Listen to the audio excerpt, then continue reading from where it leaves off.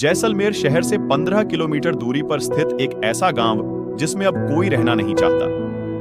लोग कहते हैं उस गांव में भूतों और आत्माओं का डेरा है। कहा तो यह भी जाता है कि उस गांव में फैली दहशत के पीछे जो कहानी है वह उससे भी ज्यादा भयानक और खतरनाक है, जिसकी बुरी नजर की वजह से जो भी उस गांव में आता है वह अकाल मौत का शिकार बन जाता है। यूं तो हम सभी ने कभी ना कभी भूत प्रेत पिशाचों से जुद्दी कहानियों को पढ़ा या सुना होगा।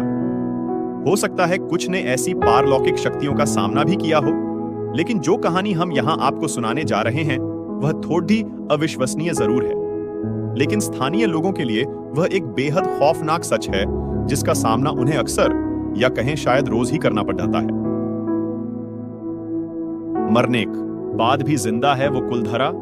जैसलमेर से 15 किलोमीटर दूरी पर स्थित एक गांव अपनी दहशत के लिए आसपास कुख्यात बन गया है। आपको यह बात तो पता ही होगी कि जिन स्थानों को पारलौकिक ताकतें अपने कब्जे में ले लेती हैं, उन स्थानों पर बसने वाले लोग या तो स्वयं उस स्थान को छोड़ कर चले जाते हैं, और अगर नहीं जाते तो उन्हें अपनी जान से हाथ धोना पड़ जाता है। कुलधरा भी ऐसा ही एक गांव है जहां पहले ब्राह्मण समुदाय का वास था। ऐसा माना जाता है कि सन 1825 में इस गांव में रहने वाले पालीवाल ब्राह्मण और आसपास के 84 गांवों के लोग रातों रात अपना घर छोड़कर चले गए थे। सन 1300 से इस गांव में पालीवाल ब्राह्मण की पीढ़ियां रहा करती थीं और रक्षाबंधन के एक दिन सभी इस गांव को छोड़कर चले गए। ऐसा माना जाता है इस दिन कुछ ऐसा दर्दनाक घटा था जिसके बाद आज तक भी बहुत से पालीवाल ब्राह्मण रक्षाबंधन का त्योहार नहीं मनाते। मौत से छीनकर अपनी जिंदगी दोबारा वापस लाई बड़े पैमाने पर हुए इस पलायन के पीछे की कहानी कुछ यह कहती है। जैसलमेर के दीवान सलीम सिंह को कुलधरा समेत 84 गांवों के मुखिया की खूबसूरत बेटी से प्यार हो गया था।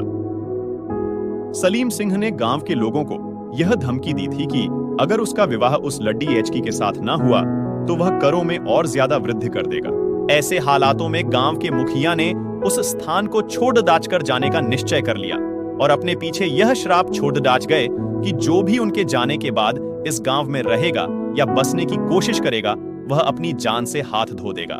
मुखिया और उसके जाने के बाद गांव के बहुत से लोग धीरे धीरे करके बीमार पड़ी डीडीएचने लगे या फिर अकारण ही मृत्यु के ग्रास बनते गए। इस घटना के बाद कुलधरा और आसपास के अजौरायती गांव के लोगों ने अपना अपना घर छोड़ डीडीएच दिया और तब से लेकर अब तक कोई भी उस गांव में बसने की हिम्मत नहीं जुटा पाया है। अगर आप मेरे चैनल को अभी तक सब्सक्राइब नहीं किया है तो अभी सब्सक्राइब कर दें एंड वीडियो को लाइक करें। धन्यवाद।